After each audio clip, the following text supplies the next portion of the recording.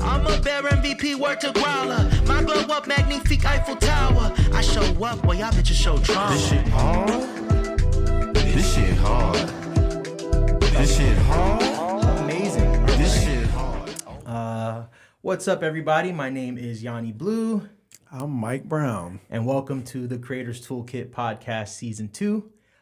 With us today, we have one of my favorite collaborators. She is so incredibly talented and just cool, the most chill person, the most even-keeled creative on the planet, and doing some amazing stuff outside of music in the worlds of beauty and wellness. And I'm just really excited to have you here. So everybody give it up for Katini. Oh, hello. I'm so excited to be here. Thank you for having me. There was a soundboard, but we don't have it now. Oh, no A worries. round of applause. We can pick it. Right. Thank you so much for being here. Thank you for having me. I'm so excited to be in this room with you both. Of course. No, it's we've been very intentional with this podcast specifically, but with this season, the theme that's been coming up for the people that we've been wanting to talk to have been folks who are really taking control of their careers and their paths and allowing themselves to pivot when they have to pivot, but also still getting to our goals. And I think it's such an important thing to highlight, especially in a world with social media and with careers that feel so linear, Totally. Which are incredible for people who are able to do that, just kind of go straight to the goal. But there are the rest of us who have had to do these really cool zigzags. And I say cool because you look back and you're like, holy shit, I didn't think I could even do half of that stuff. And I know that you are one of those people who has, along your journey, collected all of these other really cool titles and accolades outside of just what you envisioned for yourself as an artist. So that was one of the biggest reasons why I wanted to have you on here. Oh, so thank you. Of course. Yep. So I want to kick it off with I do my research and I listened to your Angela Yee interview. Oh, yes. And also from just talking to you, I know that you are, for the people that don't know, singer-songwriter, but you also are the founder of Katini Skin, which is an incredible skin. What do we define it? Skin oil. Yeah, brand? skin. We do facial oils and serums, but we also have body too. So really in the world of beauty, skincare, and wellness. Beauty, skincare, and wellness. And I know that when the opportunity first arose, I think you mentioned talking to your sister about it and almost being hesitant to jump into that world. Yeah. And I know your sister gave you some tough advice to go for it, but like tell us about just that moment of like your identity is so tied to being a singer-songwriter and you get this opportunity to pivot and you almost hesitate, but then you jumped. What was that? Yeah, I think because, as an artist, that's my whole professional career, right? And we're constantly told, like, to be an artist and to be a pro at your work, you can only do music and you can only do one thing and just be narrow-minded and work towards your goal. And I really believe that every single human being on this planet has several talents and multiple talents. And if you have the opportunity that helps to exercise that talent and that can turn that into a job, you should take it. But I was in this place, it was like early 2020, where I had worked so hard. I'm originally from all over the place, but kind of moved from Australia to New York. And I had been here for I think coming up to my 10 year, no, maybe it was like 8 years. And I was at a point where I had just signed to an incredible publishing company, was about to sign to like my dream label. And then pandemic happened, everything fell through. And I just remember sitting in my room and being like, oh my goodness, like it feels like everything that I've worked towards has just been like wiped off the table. And I remember just sitting there being like, universe, give me something else to work on. Like I was writing sync songs and I was writing songs for, like pitching them to my publishing company. But I was also like, I want to do something outside of just writing songs in my room. And I remember we were writing a lot of songs together too over Zoom. And I looked out the window and I was like, I spoke to the sky and I was like, please help me. And literally a week later, this opportunity came where a mutual friend of one of my friends was looking for someone to partner with a natural beauty brand. And natural wellness and creating my own natural remedies has just been a huge part of my life ever since I was probably like 7 years old. So there's like a whole backstory to that, which I'll get into. But so that's been something that I'm like, okay, one day I want to share some of these incredible wisdom and techniques that I learned growing up through, whether it be at the school or through my mom or my grandmother, and just ancient wisdom that just sort of ran in my family that was around wellness. And then so this opportunity came, and I couldn't even correlate the two. I was like, oh, okay, that was always a dream, but then I kind of put that aside because I'm like, okay, I'm an artist, like focus on that. And then this opportunity came, and I was so excited to hear about it. And I was like, wait, what? I don't even know what you're talking about, but I'm not doing anything else. It's a pandemic, whatever. And so I took the call with her. I loved everything that she was about, and she was really into natural beauty and really focusing on facial oils, which is something that I've grown up using. And then so I got really excited. I hung up the phone. I told my sister who I was living with, and I was like, oh my God, like, you know, I just spoke to this incredible woman that wants to start a brand with me, and I think we're going to work on something. And then like, as I was telling the story, but I'm like, I stopped myself and I'm like, yeah, but I guess I'm an artist. Like, I don't think now's the time to do that. And it was almost crazy to my sister because she was so excited with me. And then as I started like telling the story and then sort of rationalizing it and it stopped moving with an intuition, I was like, maybe it'll interfere with my music career, or maybe it will take up too much time or whatever it is. And I started overthinking it. And then I came to this conclusion of actually, maybe it's not the right time for that. And my sister looks at me and was like, are you crazy? like you don't, like, it's, oh, so you're not doing anything in music right now. And you have these other talents. And I've known you since you were born, and you've always wanted to do something in wellness and beauty. Like, of course you should do it. And if the universe hands you something, there's going to be ways that you can take it on. It means that it's a part of your path, and you should accept it. And so it took for her really to like smack me over the head and say, and be like, you're insane. You're definitely going to move ahead with this. For me to be like, oh yeah, of course, I'm an artist. I can do other things because this is a part of my creativity and journey. But I think sometimes it's really, really important for us to have those people around us that love, trust, and know us from the core, to sometimes nudge us or push us or, you know, smack us in the right direction and make sure that you're reaching your full potential. That's incredible. That's really dope. I kind of want to go back to what you were saying about asking the universe to give you a sign. Yeah. I'm curious to know just how valuable is your spirituality in your creative journey and in your business, because those seem like spaces where spirituality is kind of like on the back burner as opposed to being on the forefront. So for you working in spaces like music and business, how much does it influence your decision making? Everything. Because I feel spirituality is directly tied to intuition. And oftentimes we need clarity, we need peace, and we need a space of almost a pure mind to be able to receive and listen to the messages that come from within us. And oftentimes that, for me, it's when I'm meditating or I have mindful moments of just pushing away all the noise and being like, okay, what is my intuition telling me? And every time I've acted on it, it's always worked out. So, you know, we all have minds and brains, and we can think and rationalize all kinds of things. But when you think about all the magical moments that's happened in your life, it's always like, oh my God, how did that happen? I can't believe that happened. Which means that it came from a higher place rather than you know, thinking, okay, X equals Y equals Z, and I'm going to get to wherever I'm going to get to. It's always this whimsical, incredible moment where you can't even believe that you've got the job that you've got, or you can't believe that you're in this place that you are. So I would say 90% of it is really intuition, and then the other part of it, obviously, you need to know your craft and your skill. But yeah, that's the magical part of it. That's really dope. When you talk about taking the leap into Katini Skin, I recall, you know, connecting with you prior to that, and we did a couple sessions, and we're writing on Zoom. Yeah. And then I saw a couple, you know, a year later, you're doing all this incredible work. And for me, being a person that had connected with you in that way, it made a lot of sense because you've always exuded a lifestyle and like a luxury and like like everything you do has just the air to it. And it almost felt like the moment you started doing the Katini Skin, it amplified all of that for you, even in the music and in your approach, at least as a collaborator and as a fan of yours. Yeah. Do you feel like there is synergy between Katini Skin and Katini the artist, and how do those two worlds inform each other? Totally. I mean, as a person, I've always been about authenticity and wanting to do my best to tell those stories. But sometimes as an artist, it can be, and we've spoken about this before, but and people that are artists want, you know, understand, but it's like you're putting yourself out there and your most vulnerable stories in the most raw way for people to like, not like, judge, or think is crazy or whatever. And that can be the most daunting part of being an artist.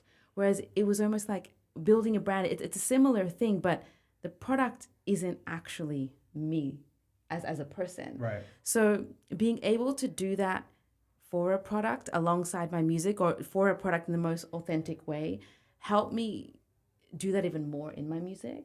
And I think a lot of what we do for Katini Skin, let me explain a little bit about the brand. Yeah. But we focus on ancient wisdom as a source of beauty and truth. And we're a luxury brand that's available at Bergdorf and sort of the high-end department stores. And we're expanding into Sephora soon, which is very exciting. Yes. But it's really based on ancient wisdom that's been around. And we draw a lot of inspiration from my cultural background across Africa, Japan, and Australia. And because I was able to really dive in and do that with the brand, I've been able to also mirror that with music. And maybe it doesn't look in the same form, but take certain sonic references or lyrical references and just really own who I am as a person and my cultural identity and my heritage, and find ways to layer that into the music. So it was almost like I wanted to do that in music, but being able to do that so openly for a brand almost gave me even more permission to be like, hey, you can do that for your music too, if that makes any sense. It feels like it. It feels like, because I feel like you were doing that already, pulling in all your influences, but it almost feels like watching you build this brand and then pivot back into music, there's been a refinement of it, of like even the way, like it almost feels like you pick the influences for the music the same way you pick like the ingredients for the beauty brand. So it's really cool, again, as a collaborator to watch. I know for us, like Mike and myself, we're both like Black queer artists, and you know, there've been times where we struggled with owning that in our music and in our art and how that influences it, and you've never shied away from who you are and where you're from. And I always encourage new artists to do that, because there's nothing more special than just being ourselves. 100%, yeah. Where did you learn to own that, and has that always been a strength for you? Has it been something you've shied away from before? Yeah, it's funny. I've gone through phases, but I think the foundation, I thank my mother for it, like wholeheartedly, because she's always been this amazing woman where I was born in Japan. I was living between Japan and Ghana. And then when I was about 5 years old, my father passed and my mother decided to move us to Australia. And so there's a part of me that's like, I feel like a kid that I was like everywhere, but also nowhere at the same time. So that came later on, where I struggled with like, who am I? Like, am I Australian? Am I Japanese? Am I from Ghana? Where do I live? Like, where's my home? But what my mom instilled in my siblings and I from a very young age is like, you're exactly who you are, and you are all these things. It's not like you're half Japanese and you're half African. She's like, you're whole this and you're whole that, and you're this beautiful mix of a person. And I think, for a Japanese mom that was living in Australia, predominantly white, a white country, and even in my town I think there's like one other, person of color, like an African woman. And so even moving there, I was like, I don't look like anyone, but she constantly reminded me of like my cultural difference is my superpower. And I think in that it was really beautiful for her to do that, because I think oftentimes if you're in a place where nobody looks like you, I even moved to Australia not speaking English, so I was just like, I looked like just a pure African kid that spoke Japanese, and people were like super confused, like what is this, but she constantly every day reminded me, like, that's your superpower, and that's what's going to make you special, and that's why you're going to reach your dreams, and that's what people are going to love about you. And you believe it, when people tell you things over and over again, you start to believe it. So I really thank her for building that strong foundation. Shout out to Mom. Yeah, that's really dope. Really shout out to her. Yeah, like just hearing you say that made me think about just things that my mom would share with me growing up of like, don't let people define you or redefine you, and like just all those little nuggets that when I was growing up, it was just like, why is she telling me this? Why is this? But they stick as an adult. So yeah, I appreciate you sharing that. Yeah, shout out to all of our moms. I think moms like play a really special role because I mean, you believe what you hear and you are your surroundings. So if that's something, if we're lucky enough to have positive and supportive mothers. It really makes a huge difference. And I remember even when I was in my teens and I was sort of struggling between, that feeling like I'm everywhere but nowhere at the same time. Like I would have my moments of being like, I don't think I'm anything. Like, how do I fit in? Like, how do I show up as an artist, or how do I show up as a person? But then that little voice of like, that's your superpower, is what pushes you through. And eventually, if you're authentic to your soul and your heart, things fall into place. That's amazing. Yeah. That word support that you use, it feels so valuable in just everything we do. And I'm curious to know, how important do you think support is in what you do, like from music to business? Because so often people like to give this idea of being like self-made, or I did it on my own. Like, what are your thoughts on that? You can't do anything on your own. I really believe it. Like, I believe you need a strong, whether they're co-creators like yourself, or a team when you're building a business, because one person can't be good at everything. So I think it's important to know what you're exceptional at, and then seek out partners to be able to support. And I mean, you can do everything at once, but I think you're going to end up hitting a limit or hitting a ceiling and not being able to break through, because we're given certain talents, and for us to really exponentially grow in all kinds of ways, you need the support. And whether that be like, as an artist, your manager or your label or your band or your, whoever that is, your songwriters, your producers. So yeah, I really believe in the importance of surrounding yourself with people that you celebrate and love each other and want to lift each other up. I love that. And I love when you talk earlier about like manifesting this opportunity, and of course with that came all this incredible support. And I know you've talked about like the different people that you've collaborated with and you've mentored under. Obviously your approach to your art is uniform because you are the artist, you're doing the branding, you're doing the music, but they are two different industries, right? So it's I guess the beauty and wellness industry versus the music industry. When you look at the type of support you've gotten over the last couple of years in the beauty and wellness world, do you feel like there is similar support in the music business, or like what are the opportunities that you're seeing? Because obviously we've grown up in the music industry, totally, good and bad. So like, what do you see in the beauty and wellness space that you wish you had more of in the music industry? I would say, it was funny. So when I started the brand, I had this fear of like, I've grown up in the music industry, and as we know as artists, it is one of the hottest industries, I would say. It's tough. Yeah. It's hard to trust people. People say things, they don't follow through. And so I was also thinking like, can I handle that in another industry? Like, I didn't know, I've never been in beauty, but I was like, am I prepared to take that much heaviness in another industry? And I had to ask myself that honestly. And I was like, okay, like let's see how it goes. But beauty has been, obviously any industry is tough if you want to thrive and be the top of what you do and that journey along it. But it's a much more gentle industry than music. It seems like it. And there's more order, and there's, people, you've got a meeting, people show up at the actual time, and it is more formality to it. And I think music is so beautiful because, again, music is subjective as well. And you're acting on feeling and how you vibe with someone. But if that's the only path, for me, it was getting to a point where I was beginning to doubt myself because I wasn't seeing some of the results that in any other business you put in 10 hours and you see some kind of result, whether it's a product, whether it's a paycheck, whether it's, a relationship that's built. But in music, none of that is promised. And so having a business has actually helped balance me in terms of having nothing's ever definite, but having more stability on the business side, and then, having more of that loose feeling in the music side. And for me as a person, I just need the two, because I do have a business side of me and a business brain that I love to be able to exercise. So I don't know if that answered your question. No, it did. Yeah. I absolutely love that.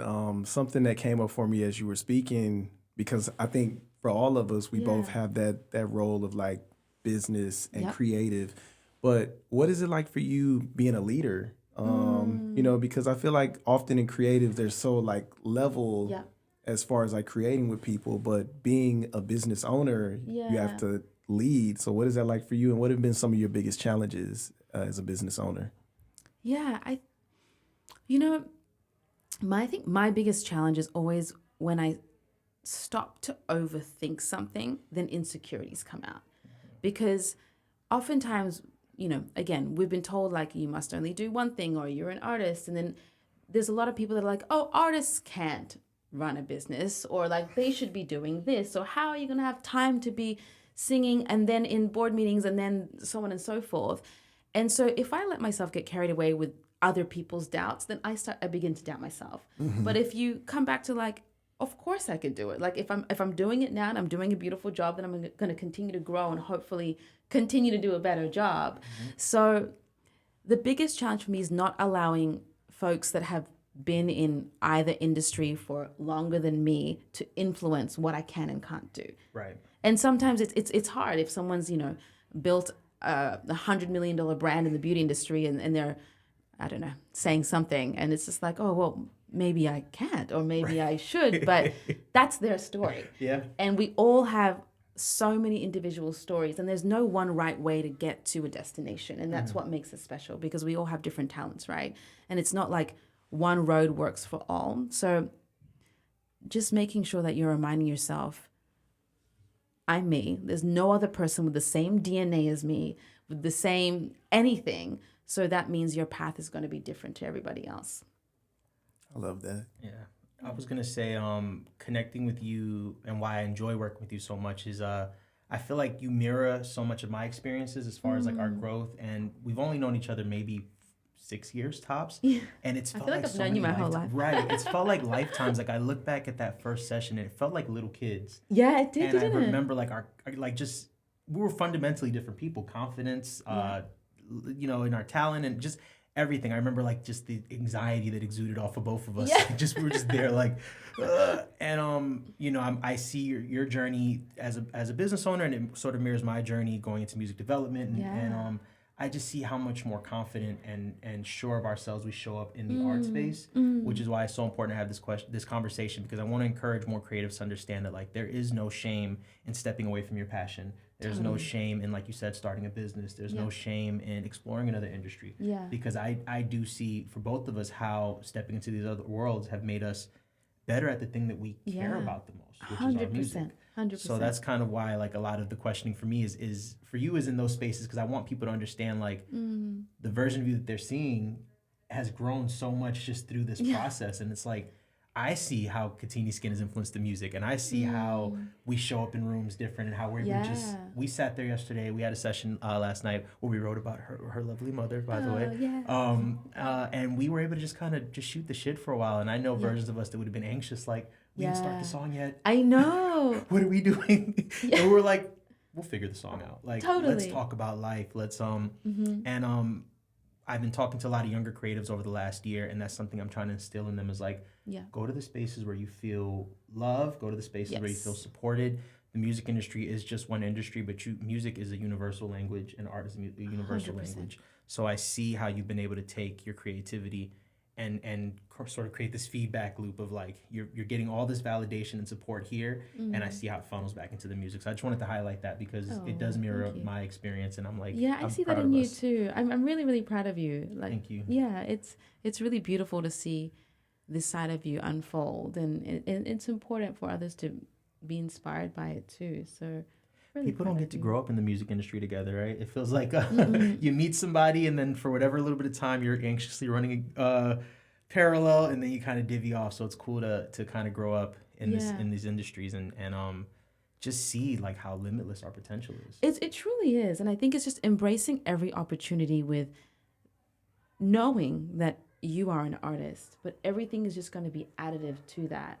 And I mean, I can speak from experience and just feeling like, oh, if I take on something else, is that going to take away from the art? But it actually adds to it, because it's experience, and it's just adding to the depth of you being a human being, which then makes your art better.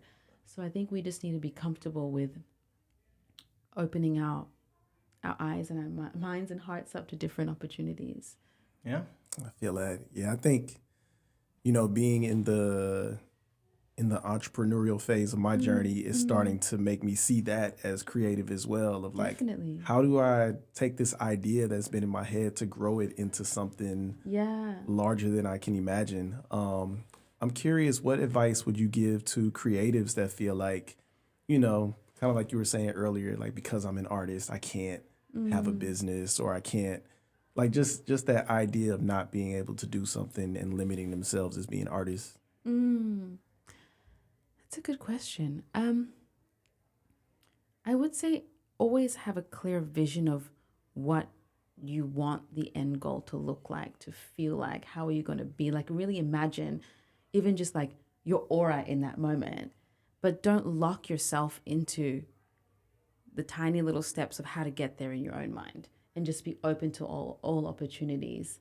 So, I mean, and manifesting, I think, is, you know, people always say, you need to manifest your dreams, but it really works. Like, I think, and I'm sure for you both too, like 10 out of 10 times where you've manifested a situation or seen something so vividly in your mind that makes your body feel it too, it's really just a matter of time until reality catches up with it. Because if you see it, if you've dreamed it, if you can almost, you know, your whole body feels it, then it just means that's for you.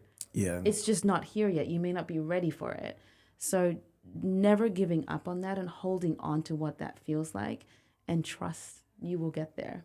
I love that. And can you give your definition of manifesting? Because I know sometimes people manifest without action. So what does manifesting look like for you?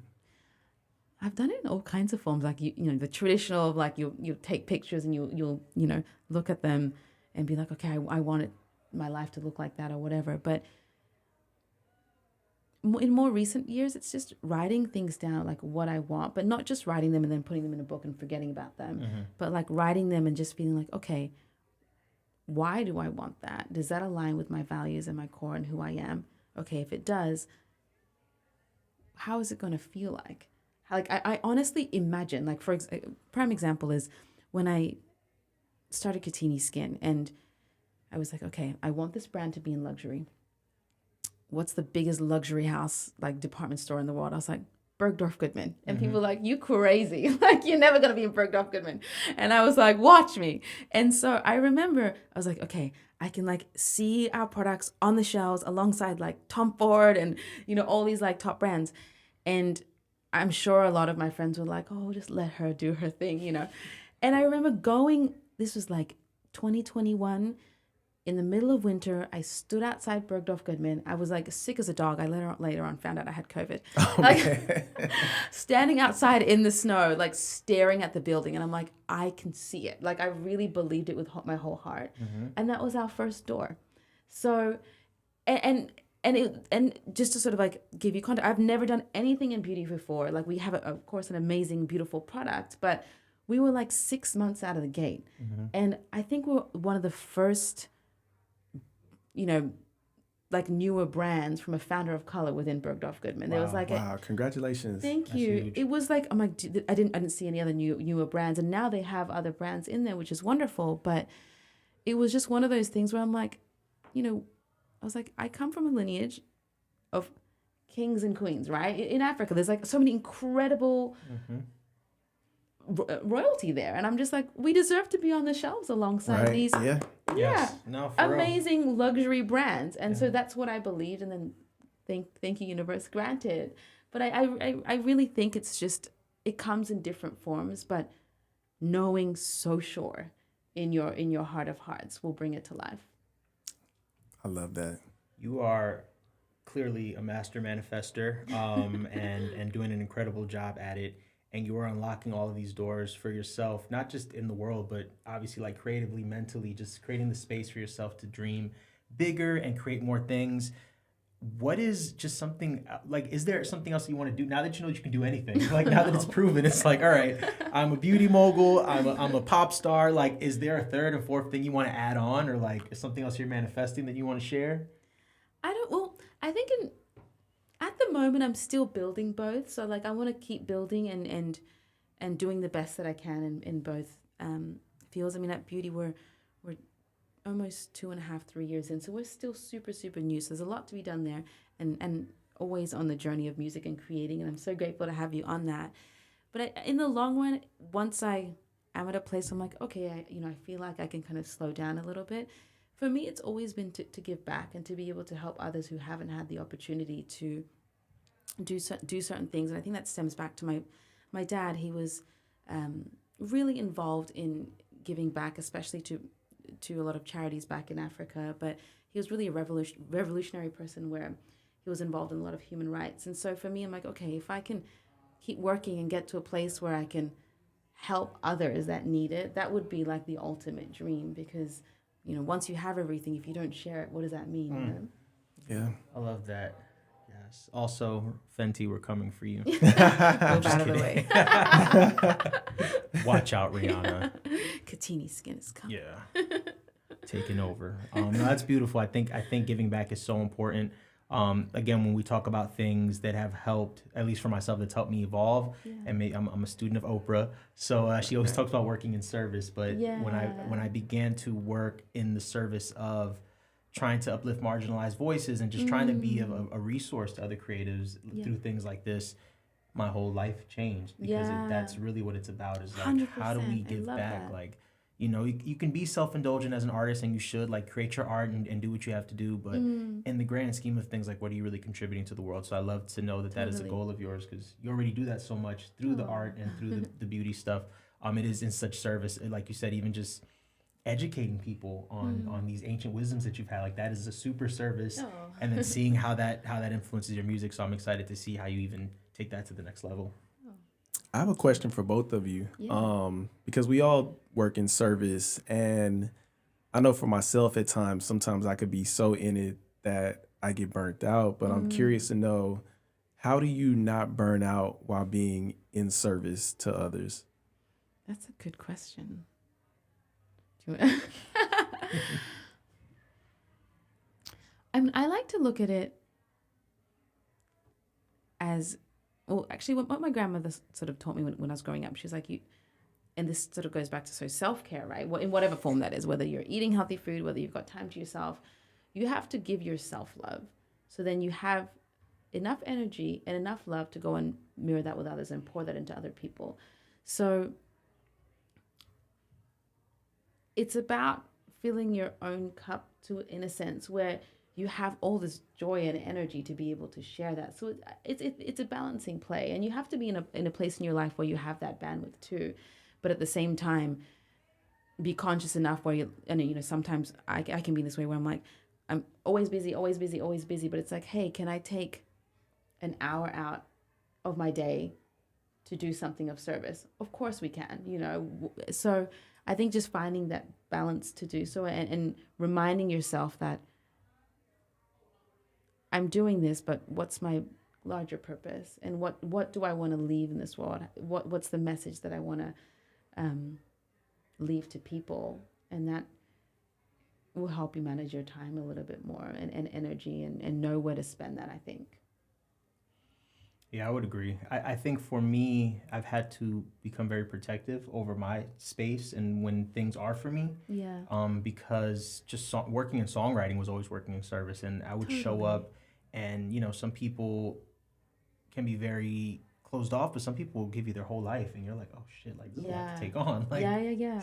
And I would take all of that on in times where I didn't have the tools to, I wasn't journaling, I wasn't meditating, I wasn't making sure I did, write music for myself. So those spaces have become more sacred for me. Like, if I have a busy day like today, I think we talked about it this morning. If I have a busy day like today, a version of me would have been so enamored with just the rush. I would have rushed through the whole day. Yeah. Today I took that 2-hour break in between for myself, so I can show up and be present. Totally. Because what's the point? Exactly. And I think sometimes we live in this world where we're constantly busy, especially in New York City, right? We're rushing. It's almost like a habit to be like, oh my God, I'm so busy. It's like, what the hell am I busy doing? Okay, yes, I'm working, but it's important to be intentional about the steps you're taking. Otherwise, you end up rushing through it, and it's not as meaningful as it could be, because you're still running the same race. You're still expelling the same energy. But if you're not getting the beauty out of the day or out of the moment, then what's the point of us doing it? Yeah. So I think it's that constant reminder of Like, I like the 2 hours that you took today of just... You have to. Yeah. You have to, because I think I remember being the person that would just barely make it to things and just be like, I know. I was I like made that it, too. Yeah. why? Why? Why are you What is having the a reason? all the time? Right. Yeah. There's never a reason, especially knowing how New York City trains run and everything. Give Yeah. yourself a buffer. That has changed my And life. it also changes your aura too. Like, you'll show up in a room, and if you're like present and comfortable, people treat you differently. And you attract different energies, because I really believe energy is like wavelength. Like, whatever you're putting out into the world kind of comes and mirrors back to you. Yeah. So if it's this like anxious, scrambling energy, that's what comes back to you. And if I reflect on certain times in my life, it's like, if that's what I'm putting out, oftentimes a gig might be canceled, or a meeting that I wanted is gone. Whereas if I show up with like presence and intention and some sort of grace, that's what comes back to you. You do such a great job of that, and that's why I included all of that in your intro, because I kid you not, like, you show up so chill. Like, I remember there was like the point when we first reconnected that our phones stopped communicating, and I would get places and be like so sad or feel bad, like, I'm sorry. You're just like, it's fine. Oh, and then when I learned about like your upbringing and like how meditation was so important in your household and everything, I was like, oh, she's just like, she's learned how to do this from young, like just kind of keep even energy. But it's infectious. Like, it's fun to be around you and just kind of be chill. And like, I hope more people learn how to tap into that, because the world's only going to get more anxious. I know. Social media is only going to get worse. Yeah. So like, we need those tools. So. Totally. Yeah. Okay, I guess my last question that I've been liking to ask everybody this season, just out of curiosity, with everything that you do right now, where's the place that you feel the most creative? What place is servicing you the most as a creative? Oh, that's a good question. So where creativity best comes out? Like, where does Katini come alive? Like, where is she just excited to get her hands dirty, whatever that might be? And it could be multiple places, but I think I'm hyper focused right now on both the skincare business and music. And I like to do those things from home. I think I spent a lot of time making, and I also think, because I'm a Taurus, Tauruses love to make their homes nice and comfortable and work from there. And I love to do that. But I would say for music, my inspiration comes when I leave New York City. It's almost like when I'm in the plane, it's like, oh, it all falls into place, because I'm looking down at how tiny we are and how tiny our problems are. And it allows you to kind of detach from that. So yes, I like to create from home, but the place where larger inspiration comes is when I away from the everyday busyness, and I can look at things from a wider perspective. so that just means we have to start doing our sessions on planes. We gotta work hard enough so we can. we have to get a retreat. That's what we're asking for. Investors. Yes. Katini needs to do a retreat to finish her album. So preferably somewhere by a beach. Warm. Warm. Yes. I love that. We were talking about getting out of our spaces. We talk about it a lot, actually, because Mike has lived in a few different cities, and I'm just coming back from LA, and how being in different spaces has impacted how we think and how we move. But even just something as simple as going to Texas is going to be away for a couple weeks. I know how our brains sort of just take off running when you're in a different environment. And you're just like, totally. oh, okay, like something just like wakes up. Yep. And New York was like that for me when I lived in LA. Like LA, I can write all day for everybody else. When I got to New York, it was like, what does Yanni Blue want to talk about? Like, I'd only write my own music in New York. Yep. So I love that first of all, I love that you are feeling equally creative in both, because that's the point, is like, you've been able to branch out, but you feel fulfilled in all those spaces. Totally. Which is really cool. I think it's fulfillment, but I guess another thing that I wanted just to add to an earlier question is work on both things, but it's also a huge part of it is discipline. And I think we don't get taught that as an artist. Sometimes it's like write when you want or like overwrite and then you feel burnt out or whatever. But it's that balance of knowing how much to push yourself and then when to put the brakes on before you sort of like burn yourself out.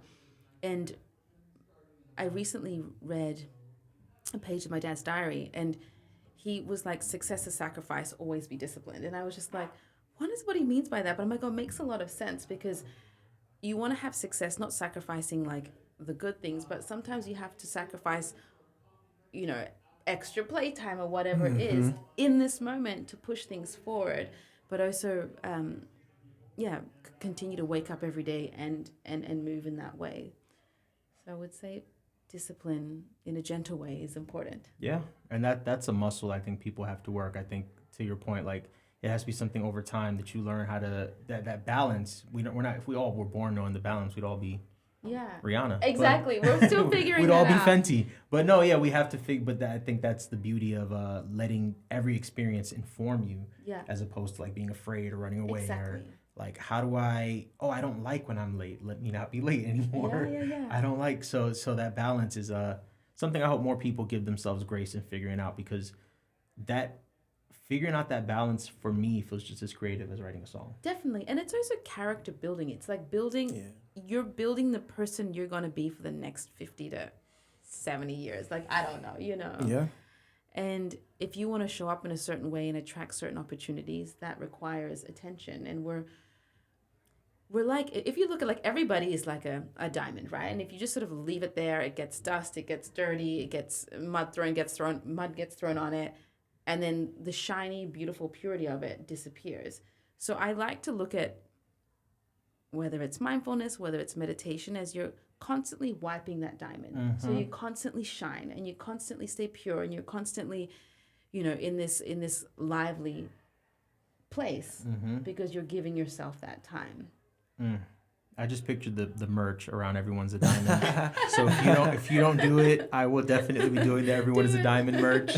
That was an incredible analogy. I think we can wrap on that. That was. I have one more question before we wrap though.